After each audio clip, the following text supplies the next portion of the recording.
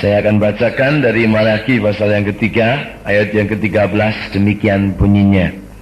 Katakan begini. Bicaramu, apa dikatakan di situ?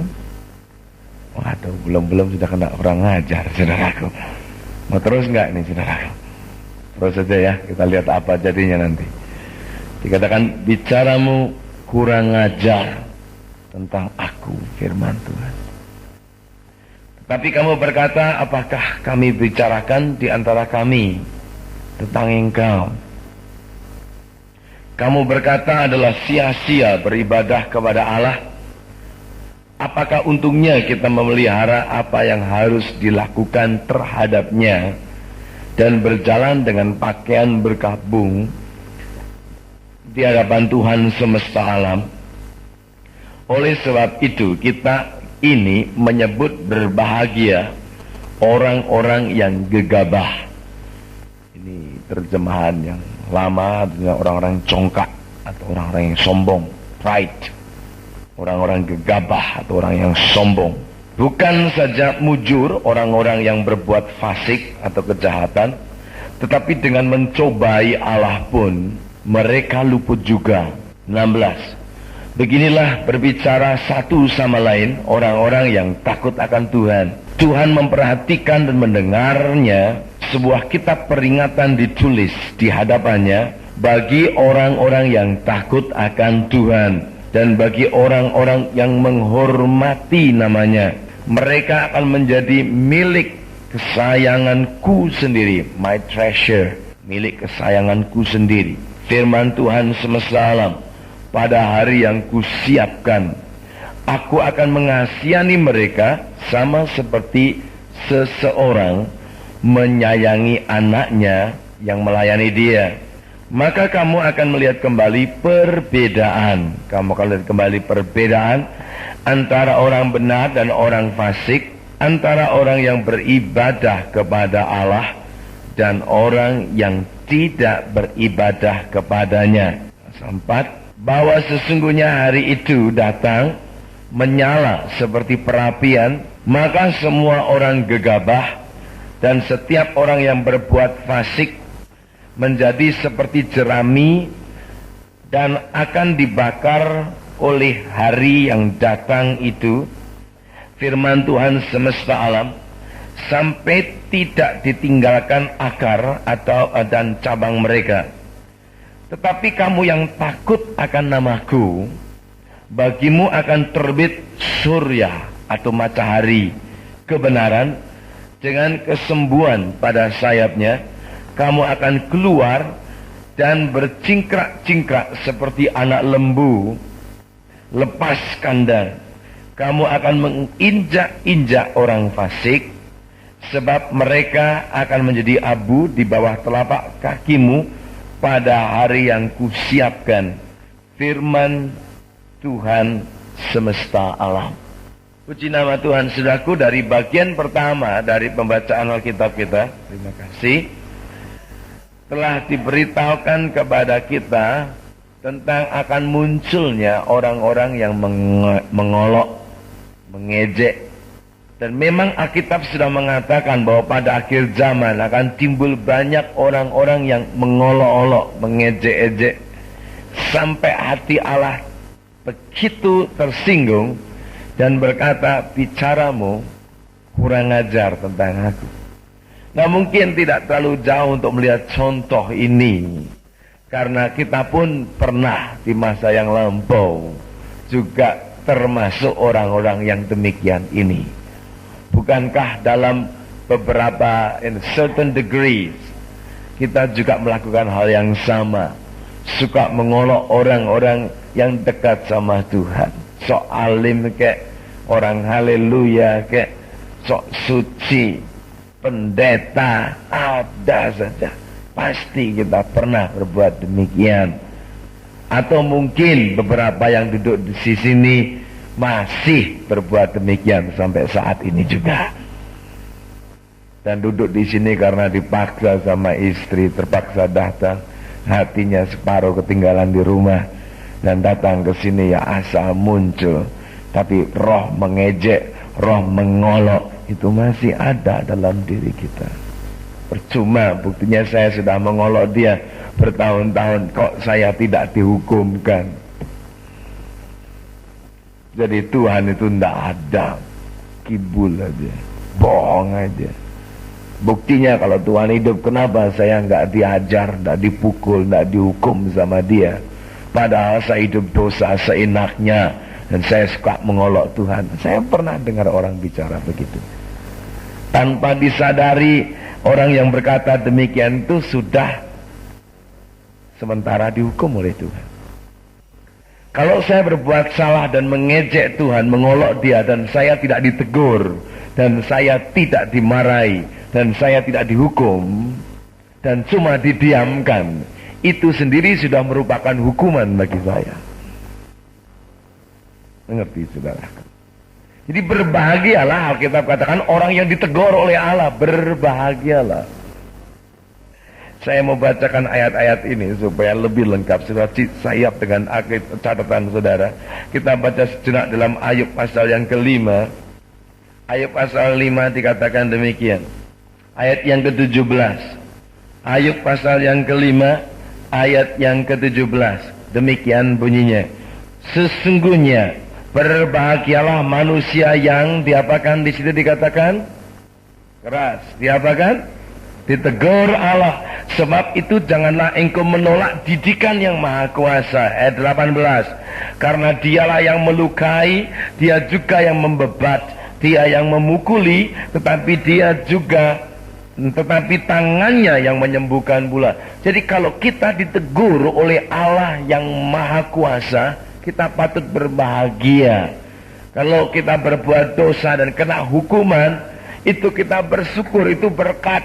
Tapi kalau kita berbuat jahat dan mengejek dan mengolok dia dan tidak diapa-apakan dan didiamkan saja oleh Allah, sebenarnya itu sendiri sudah merupakan hukuman yang mengerikan bagi kita semuanya. Saya ingin sudah melihat bersama juga dengan saya dalam Ibrani pasal yang ke-12. Ayat yang kelima dikatakan demikian. Dan sudah lupakah kamu akan nasihat yang berbicara kepada kamu seperti kepada anak-anak?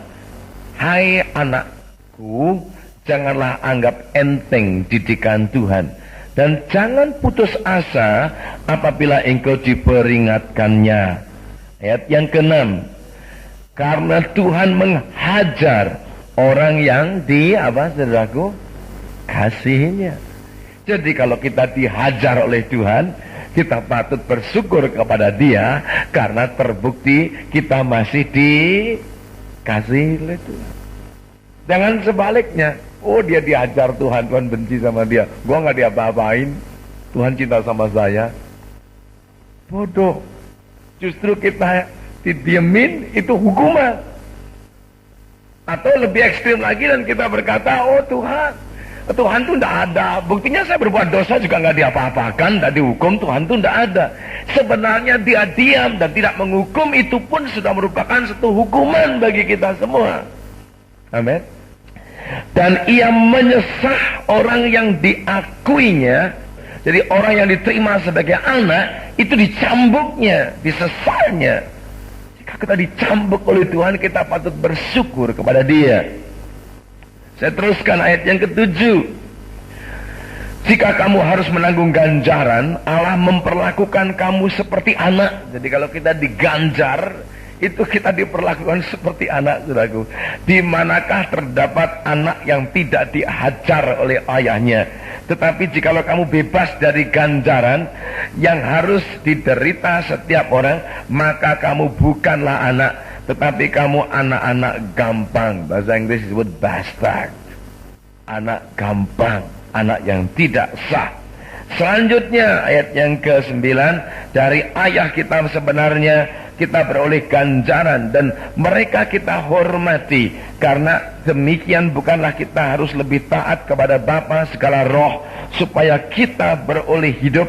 Sebab mereka mendidik kita dalam waktu yang pendek sesuai dengan apa yang dianggap baik. Yang mereka, yang Bapa biasa dianggap baik. Tetapi dia menghajar kita untuk kebaikan kita, supaya kita beroleh bagian di dalam apa, saudaraku katakan? kekudusannya. Jadi melalui hukuman yang daripada Allah itu kita bisa belajar tentang kesucian. Bukan hanya belajar, tapi mengambil kekudusan Allah di dalam diri kita. Ayat yang ke-11 dikatakan memang tiap-tiap ganjaran, perhatikan ayat 11, memang tiap-tiap ganjaran atau pukulan, hajaran pada waktu ia diberikan tidak mendatangkan sukacita. Memang kalau orang lagi diganjar Tuhan tuh tidak ada sukacitanya, tidak ada. Kok begini, kok begitu, kok begini, kok begitu. Tetapi duka cita, memang yang kita alami duka cita. Tetapi kemudian ia, ganjaran tadi, menghasilkan satu buah apa? Kebenaran yang memberikan dua apa? Damai kepada mereka yang latih olehnya. Jadi saudaraku, kita patut bersyukur kepada Allah kalau Allah masih ikut campur di dalam diri kita dengan tangannya yang keras sekalipun. Saya tidak bisa lupa peristiwa itu. Saya bicara ini langsung ingat peristiwa itu. Waktu saya mengadakan kebon rohani di kota Kupang di Pulau Timur.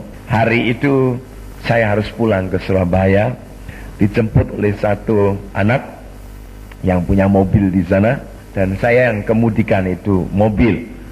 Saudara, saya katakan apa? Sementara saya jalan, saya berkata sama teman yang di sana, Joyce, mobilmu ini paling enak untuk tabrakan ini. Saya ngomong sembrono aja. Dan kira-kira kurang dari 2 detik saya di intersection, di satu persimpangan jalan, ada satu kendaraan umum lewat dan tabrak bang, dan kendaraan umum itu taksi umum penuh dengan penumpang itu sampai tergulung sekian penumpang di dalamnya. Dan mobil yang saya tumpang itu berbalik ke sana, kami berlima di dalamnya.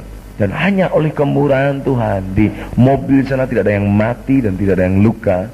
Dan di mobil kami memang rusak mobilnya, tapi tidak ada yang luka kecuali saya.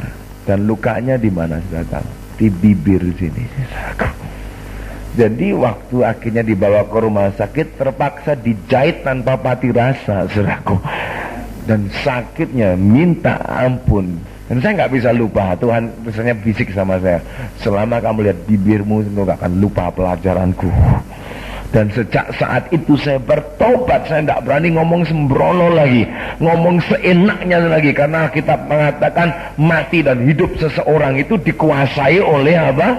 Lidahnya. Dan barang siapa suka menggemakannya, maka dia akan menikmati hasilnya. Perut seseorang dikenyangkan oleh lidahnya. Jadi apa yang kau katakan itu akan terjadi. Apalagi seorang yang sudah diurapi Tuhan, kata-katanya perlu hati-hati.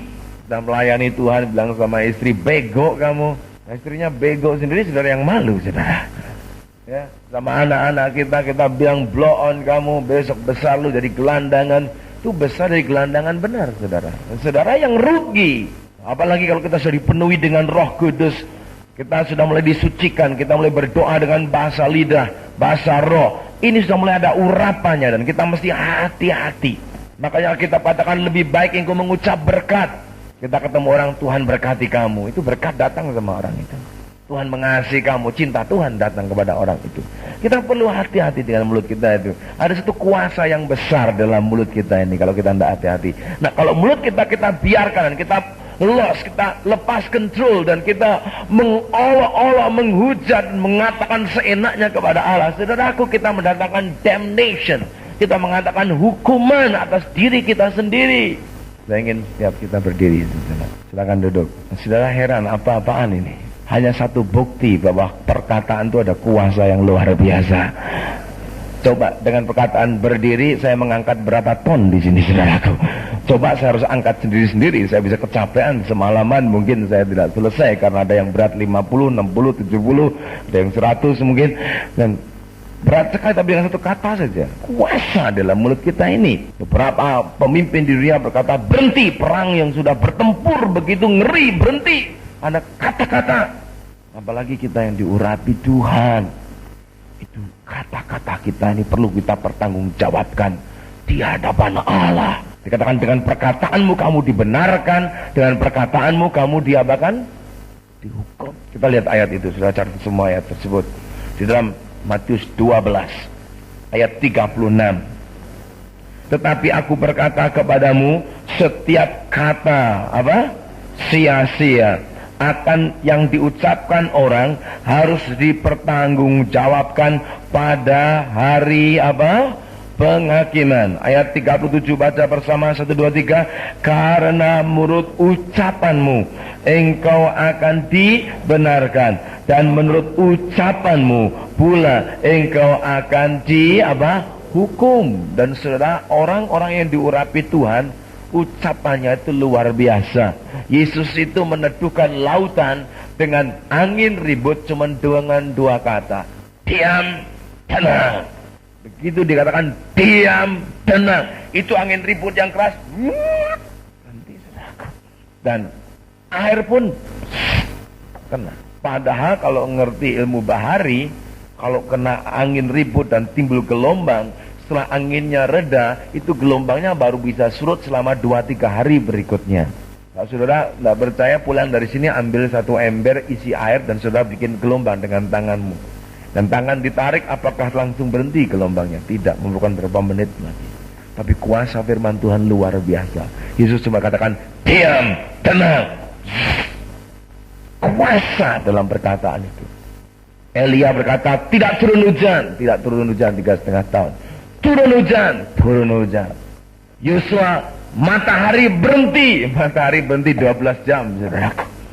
Yohanes dan Petrus, emas dan perak tiada padaku, tapi apa yang ada padaku ku beri kepadamu atas nama Yesus. Berjalanlah. Orang itu lumpuh sejak lahir, bangkit berdiri, berjalan, melompat, memuji Tuhan.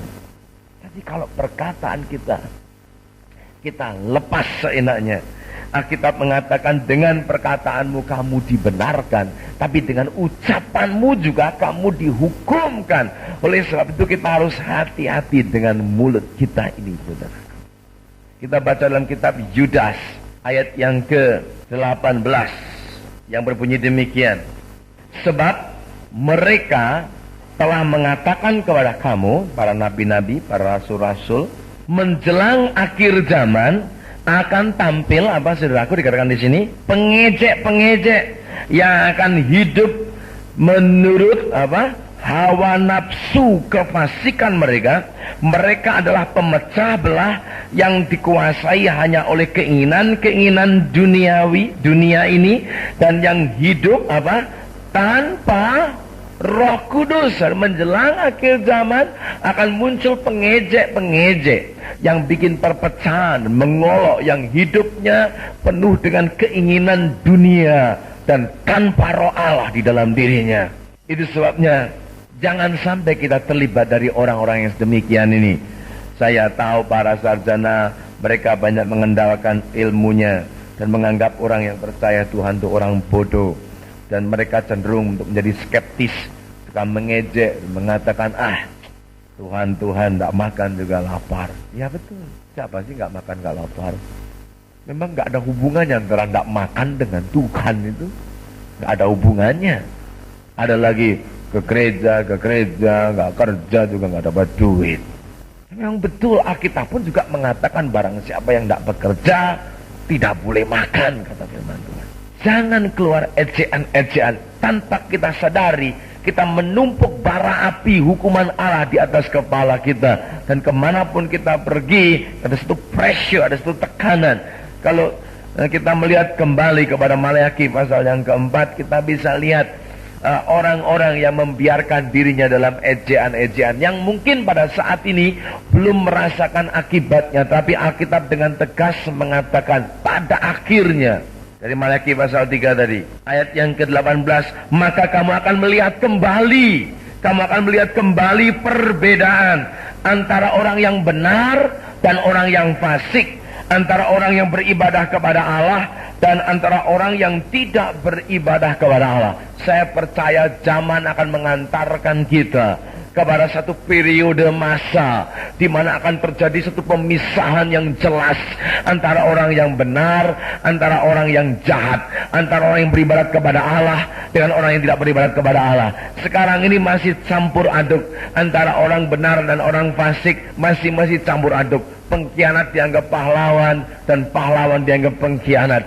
Ya, orang yang adil dianggap orang yang curang dianggap orang yang adil. Orang Kristen sama kafir hampir tidak ketara sekarang ini. Orang kafir bisa teriak haleluya pun dianggap Kristen, saudaraku. Dan banyak sekali kecampur aduk. Tapi Alkitab mengatakan dengan tegas, Allah akan mengadakan satu perbedaan dengan tegas dan jelas lagi pada akhir zaman ini antara orang jahat dan orang yang benar, orang yang beribadat dan orang yang tidak beribadat kepada Allah. There's going to be clear-cut distinction. Saya percaya zamannya akan mengantar kita kepada hal-hal yang demikian ini. Dengan tekanan-tekanan hidup yang tidak terbendung lagi. Kemajuan zaman yang malah merusak nilai manusia itu sendiri. Kemajuan teknologi yang mencabik-cabik hubungan komunitas manusia. Sehingga manusia akan cenderung menjadi orang yang paling lonely, yang paling kesepian, dan membutuhkan segala macam penghiburan. Dan penghiburan yang dunia tawarkan hanya menjerumuskan manusia ke dalam macam kemaksiatan yang lebih dalam, menimbulkan siksaan batin yang lebih mendalam lagi. Di tengah-tengah demikian ini Allah akan melakukan satu perbedaan. Inilah zaman penampian, saudara. Ditampi, sudah tahu ditampi itu digoyang begini. Makanya semuanya goncang. Banyak kepala pusing sekarang ini. Keluarga pusing, kantong juga pusing saat ini. Digoncang, ini zaman goncangan. Zaman goncangan antara gandum dan sekamnya. Gandumnya akan tetap di situ, tapi sekam yaitu kulitnya yang tanpa isi. Waktu digoncang, ada di pen, ditiup begitu, itu akan terbang keluar semuanya. Akhirnya gandum tetap di situ, dibawa ke lumbungnya, sedangkan sekamnya Alkitab katakan akan dibakar habis seperti jerami, seperti sekam. Ayat yang ke-1 dari pasal yang ke-4 tadi. Ada perbedaan. Dan saya rasa makin hari makin nyata. Hidup di kota Jakarta yang makin hari tuntutannya makin menanjak. Orang tidak bisa lagi berjalan dengan slow pace, tapi dikejar dan mengejar. Tadinya kita mengejar, dan yang dikejar belum dapat, kita dikejar dari belakang, saudaraku. Akhirnya kita dikejar, kita lari karena dikejar, dan kita lari karena kita mengejar. Lama-lama kita tidak tahu, kenapa aku lari. Inilah dalam kejiwaan orang hidup saat ini di kota-kota metropol. Pressure in life. Hidup manusia seperti pressure cooker. Seperti dimasak presto, saudaraku. Keluar tulangnya udah lembut semuanya. Betapa tidak, loyo semuanya. Kenapa? Memang demikian itu dunia. We are living in a pressure cooker. Kita kayak bandeng presto dari Semarang, saudaraku. Keluar habis, tulang-tulang juga hancur. Karena hidup kita sedang mengejar sesuatu. Dan waktu kita toleh ke belakang, kita pun dikejar. Kita lari karena kita takut dikejar. Dan lama-lama yang kita kejar itu kita tidak tahu apa yang saya kejar. Karena sudah kabur. Tapi harus terpaksa lari. Kalau berhenti, aku digilas dari belakang. Inilah kehidupan. Oh, saudaraku. Tapi saya bersyukur akan ada itu perbedaan. Kita lihat apa yang dimaksud dengan Allah dengan kurang ajar tadi. Kenapa kita bicara kurang sedap didengar oleh Allah? Dikatakan ayat yang ke-14, kamu berkata adalah sia-sia beribadah kepada Allah. Berapa banyak kita ucapkan demikian itu, hati-hati.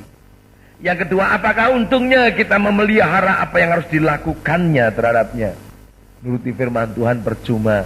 Sekarang tidak bisa nuruti firman Tuhan, harus menuruti situasi dan kondisi. Sesuai dengan timing dan pertimbangan lainnya.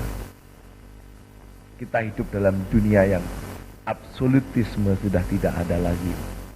Kita memasuki zaman yang semua serba relatif. Dan hukum yang berjalan adalah hukum situational ethic. Etika sesuai dengan situasi sekitarnya. Kalau situasi mengizinkan demikian, ya itu pun baik. Kita tersesat di hutan, 3 orang kita berada di situ atau 5 orang ada di situ. Tidak ada lagi makanan. 1 orang lagi sakit. Dan dia digotong jadi beban, ditinggal jadi beban. Dan kalau kita diam di situ, kita mati kelaparan. Karena situasi, etika apapun terjadi, orang tersebut dibunuh, dimasak, dimakan. Itu tidak dosa. Karena situational ethic. Etika itu sesuai dengan situasi waktu itu. Tapi di kota besar yang ada steakhouse, ada makanan, restoran, tidak pantas nyembelih orang dan dimakan. Tapi di tengah hutan, situational ethic, keadaan memaksa demikian. Sekarang ini manusia hidup di dalam zaman yang demikian, sehingga absolut tidak ada lagi pedoman, patokan, kaidah, norma dalam kehidupan. Sudah tidak ada lagi yang dianut. Lingkungan kita berkata apa, kita ikuti saja. Tanpa disadari firman Allah telah digenapi. Banyak jalan yang dianggap oleh manusia betul, tapi pada akhirnya membawa manusia itu sendiri ke dalam kebinasaan. Apa tidak? Sudah ini zamannya memang zaman apa? Edan. Kalau tidak ikut apa? Edan. Juga tidak kebahagiaan. Ya edanlah sendiri. Saya tidak mau. Karena saya bukan orang edan. Saya diciptakan menurut gambar Allah, ditebus menjadi anak Allah, pewaris kerajaan Allah. Amin, saudaraku. Sehingga nilai-nilai kebenaran, kaidah-kaidah kekudusan, norma-norma susila kehidupan semua dilanggar. Segala cara dihalalkan demi tercapainya tujuan yang sebenarnya bukan tujuan, tapi fata morgana yang semakin menyesatkan kita di dalam arena ketidakmenentuan yang membawa kepada kebingungan, kepada frustrasi, kepada skizofrenia, kepada paranoia, kepada kebingungan total. Ini yang dialami oleh manusia zaman saat ini. Ketiga dan terakhir 5 perempuan di Amerika pasti sudah pernah minum pil penenang. Kembali kepada basic, kembali kepada fundamental, kembali kepada akar. Harus ada perubahan secara radikal.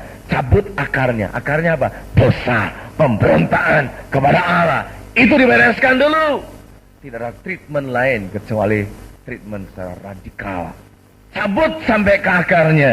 Makanya Yohanes membaptis waktu orang-orang Farisi datang minta dibaptis. Hei, kamu keturunan ular beludak. Siapa yang menyuruh kamu dibaptis? Siapa yang beritahu kamu bisa luput dari hukuman Allah? Keluarkan dulu buah-buah yang sesuai dengan pertobatanmu. Karena kamu tahu setiap kapak telah tersedia pada setiap akar pohon. Dan pohon yang tidak berbuah akan dicabut sampai ke akarnya. Inilah treatment radikal. Dari kata-kata radix bahasa Latin yang artinya akar. Jadi cabut sampai ke akar-akarnya. Sudah mau benar, mau hidup tenang, mau diberkati, mau bahagia, akarnya dicabut. Dan akarnya itu apa? Pemberontakan kita terhadap Allah. Amin. Dua orang yang Tuhan ingin kita lakukan. Teruskan, saya mau bacakan ayat yang ke-14 sini. Dikatakan apakah untungnya orang memelihara yang harus ditetapkan terhadapnya. Dan perhatikan, dan berjalan dengan pakaian berkabung di hadapan Tuhan semesta alam. Berjalan dengan pakaian kabung itu diolok. Apa sih artinya itu? Itu tanda pertobatan zaman dulu.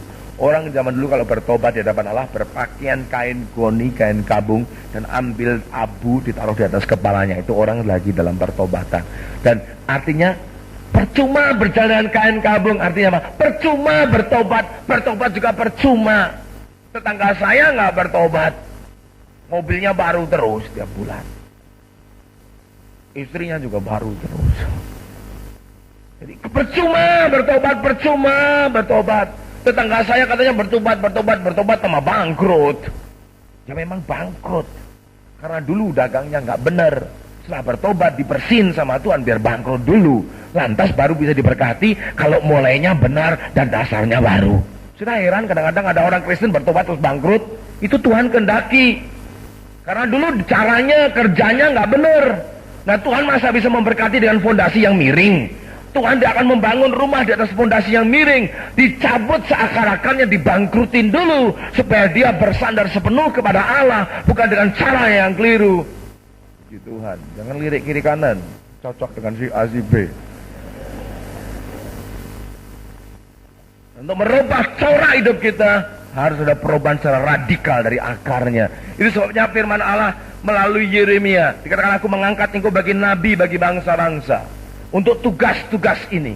1. Merobohkan. 2. Menghancurkan. 3. Mencabut. 4. Merusak. Baru 5. Menanam. Dan 6. Membangun. 4 itu untuk demolishing. 4 itu untuk penghancuran. Baru 2 untuk bangunnya, saudaraku. Kerjaan 2 kali untuk menghancurkan sebelum bangun. Makanya kalau orang bertobat kepada Tuhan, bukan dibangunnya dulu yang penting, dihancurin dulunya yang penting. Banyak orang Kristen ingin bypass, ingin potong kompas, ingin shortcut.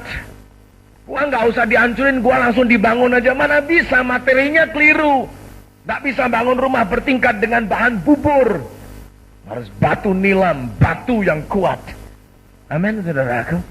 The principle of life that you've been living as a basis of your life, God is going to destroy it. Itu prinsip kebenaran, pemikiran-pemikiran di mana sudah menjadi jalan hidup kita, yang menjadikan pedoman hidup kita bertahun-tahun. Kau pikir Tuhan akan overlook deh, pura-pura nggak tahu? Tidak, Dia terlalu cinta dengan kita. Dia akan bangun kita sesuai dengan gambar anaknya. Dan sementara kita diubahkan oleh Allah dari kemuliaan kepada kemuliaan, menjadi serupa dengan kemuliaan Allah. Allah harus hancurkan lebih dulu pola hidup kita yang salah ini. Saudaraku, jangan anggap Tuhan kayak koyo. Tahu, koyo. Salon pas. Mana yang pegel, tempel. Udah situ aja. Ntar kan enakan dikit. Udah pegelnya hilang, ngelontok sendiri, lepas.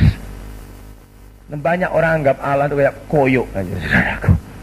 Orang, gua lagi ada masalah, soal ini gua doa supaya Tuhan tolong masalah ini selesai, koyoknya lepas, Tuhannya lepas. Udah deh Tuhan, bye-bye. Tanpa merubah corak hidup kita. He is only the supplement of your life, but he's never become the center. Dia hanya jadi pelengkap hidup kita, tapi tidak pernah jadi poros hidup kita. Itu sebabnya orang-orang yang frustrasi semacam ini, yang mengolok-olok begini ini, pada hakikatnya dia memulai dengan dasar yang salah. Dia menolak dalam pengerjaan Tuhan, pembentukan Tuhan dalam hidupnya.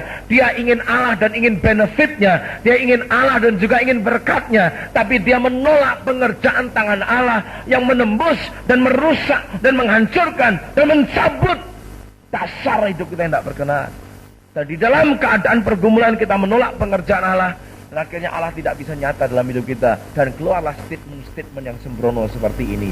Percuma, bertobat juga percuma, ikut Tuhan juga percuma, memelihara firman Tuhan juga percuma. Kenapa? Pada mulanya saudara tidak sungguh-sungguh, tidak totally sold out, tidak 100%, tidak menyerah kepada Allah. Bagaimana Allah bisa memberkati kita? Saya teruskan ayat yang ke-15. Oleh sebab itu kita ini menyebut berbahagia orang-orang gegabah. Orang yang sombong dianggap berbahagia. Betapa kita tercobai untuk mengatakan demikian saat-saat di mana kita lagi dikerjain oleh Allah. Lagi dibentuk, lagi dihajar, lagi diberesin, dicuciin sama Tuhan. Baik setengah mati, pagi ikut doa pagi, sore ikut doa sore, siang ikut doa siang, ikut persekutuan sini sana, kebangunan rohani sini sana. Tapi gua dikerjain habis-habisan ini. Ini teman kantor saya, dia nggak Tuhan-Tuhanan, dia sombongnya setengah mati, tapi senyum terus tiap hari, rasanya duitnya banyak aja. Nah, di saat-saat begitu tuh ngeri, saudaraku. Kalau kita tidak mengerti, ada satu berkat di balik itu. Berbahagialah yang diajar olehnya, karena waktu diajar kita bisa memperoleh kekudusan. We may partake His holiness. Kita ambil nature-nya Allah, kita ambil tuh sifatnya Allah, ditransplasikan di dalam diri kita. Alkitab kita memperoleh buah kebenaran yang membawa kita kepada satu perdamaian, hidup damai, indah sekali. Dan itu pun hanya terjadi kalau kita izinkan tangan Allah bekerja. Namanya kebenaran itu tidak bisa dinilai dengan uang, dengan harta. Jadi cara kita menilai harus lain. How we measure itu kita harus lain. Valuing system kita harus diubahkan kalau kita jadi orang Kristen. Kadang-kadang orang sudah ikut Kristen, terlibat dalam banyak aktivitas kerohanian, tapi valuing sistemnya masih sama dengan cara duniawi kafir. Cara menilai itu masih, kalau dia duitnya banyak, usaha berhasil diberkati Tuhan karena duitnya banyak, kaya diberkati Tuhan. Kalau kaya itu berarti diberkati Tuhan, maka mafia adalah orang yang paling diberkati Tuhan di dunia ini, saudaraku. Tapi kalau saudara memiliki yang disebut kelimpahan, nilai-nilai yang jauh lebih tinggi dari nilai dunia ini, cara menilai, cara value kita harus lain dengan cara menilai dunia ini. Sukses, orang banyak ikut. He was the greatest flop on earth, but he changed the world. Mungkin salah standar manusia dia gagal, tapi dia robah dunia karena berhasil di hadapan Allah. Makanya Alkitab berkata berkali-kali, dikatakan jangan kamu serupa dengan dunia, bukan rupanya saja, tapi berubahlah dengan pembaruan bidemu. Be transformed by renewing of your mind, the way of your thinking. Dirubah cara berpikir. Arti kata bertobat itu sendiri dalam bahasa Greeknya adalah metanoia, metaneo, metanoia, yang artinya change the way of your thinking. Cara kita berpikir ini berubah. Bertemu Tuhan dengan mempelajari tentang Tuhan lain. Kita tahu banyak tentang Tuhan, tapi waktu Tuhan mau menembus hidup kita, mulai mengerjakan kita, mulai mencabut perkara-perkara tidak berkenan, kita mulai memberontak. Kita mulai tanduk kita pasang. Kita mulai melawan Tuhan. Nah, Tuhan oke. Tuhan itu gentle sekali. Aku berdiri di muka pintu sambil Yesus tidak buka ketok pintu, dobrak, boom, terus kayak rampok. Tidak. Dia datang mengetuk. Friedrich Nietzsche, Karl Marx yang berkata God or religion is opiate. Tuhan atau agama itu cuman candu, cuman bius, narkotik untuk melupakan kesusahan sebentar. Get high. Siapa dia? Dia dari kalangan Kristen juga, keluarga pendeta. Tapi sekali lagi, dia tidak membiarkan Allah bekerja dalam dirinya cukup mendalam untuk mencabut prinsip kehidupan yang kita anut waktu kita bertobat kepada Yesus Kristus. Hal yang sama bisa terjadi kepada kita. Saya pun ketemu banyak orang-orang Kristen. Ini adalah orang yang tidak pernah menyediakan dirinya untuk dikerjakan oleh Tuhan. Akhirnya jadi skeptis. Oh, memang Alkitab mengatakan banyak orang yang keji akan berdiri di rumah Allah pada akhir zaman. Banyak sekali. Kalau engkau sudah melihat the abomination stand in the holy place, you know the end is near. Kalau engkau melihat kekejian itu mulai berdiri di rumah Allah, itu akhir zaman sudah dekat. Dan saya tahu sekarang ada orang-orang yang tidak percaya Tuhan, yang sangat humanistik sekali, berdiri di mimbar dan mengajarkan liberal teologi yang mengatakan mujizat tidak ada, karunia roh tidak ada, dunia tidak diciptakan oleh Allah, dan lain sebagainya, meracuni banyak iman orang Kristen. Itulah kekejian yang berdiri di depan bait Allah, satu tanda bahwa akhir zaman sudah dekat, saudara. Oh, inilah high time untuk kita semuanya mengerti kekristenan sesuai dengan firman Allah. Oke, ayat yang ke-16 saya teruskan. Beginilah berbicara satu sama lain orang yang takut akan Tuhan. Ini yang sudah dimuridkan, orang Kristen yang sudah ditaklukkan, yang ngerti prinsip kebenaran firman Allah, yang tahu dasar, yang teguh. Tuhan memperhatikan dan mendengarnya. Sebuah kitab peringatan ditulis di hadapannya bagi orang-orang yang takut akan Tuhan, bagi orang-orang yang menghormati namanya. Luar biasa. Saya ingin beritahu ya, Tuhan lebih memperhatikan diri saya daripada kemampuan saya untuk memperhatikan diri saya sendiri. Kalau kita nurut firman Tuhan tuh enak sebetulnya. Alkitab mengatakan isi perut harus dibakar, kata. Dipersembahkan sama Tuhan, tidak boleh dimakan. Kita makan ini semua, rematiknya kena semuanya. Kita nyalain Tuhan. Tuhan sucikan makanan ini. Tuhan larang untuk dimakan, disucikan. Mau apa disucikan dengan apa lagi? Memang sumber penyakit mau disucikan. Tidak bisa. Lemak miriku kita makanin lemaknya. Kita bikin penyakit bagi diri kita sendiri. Padahal Alkitab sudah katakan begitu.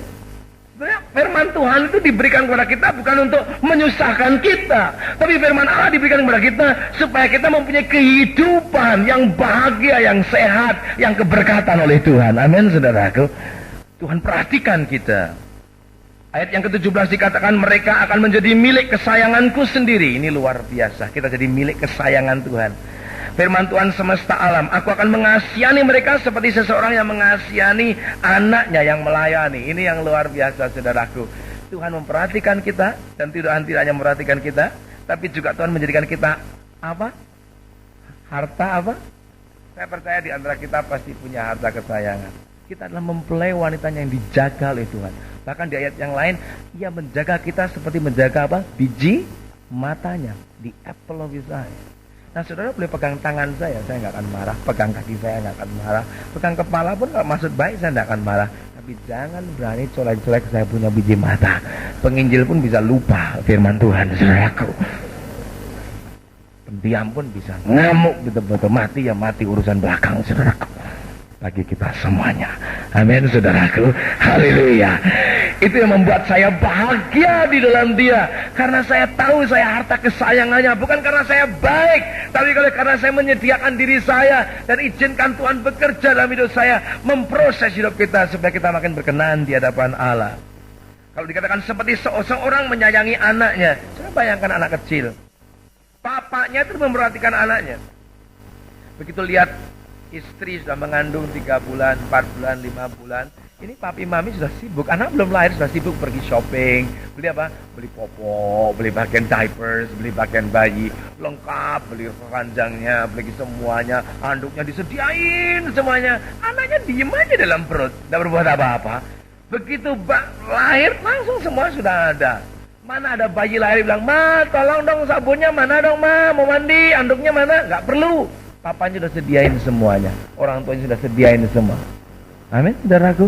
Dan begitu kalian mulai agak bisa jalan-jalan sedikit, papanya sudah belikan walker. Tahu walker yang untuk jalan bayi itu, yang ada roda itu, ya orang bisa lari kemana-mana, dibeliin itu. Udah mulai bisa jalan sedikit, papanya beliin lagi sepeda roda 3.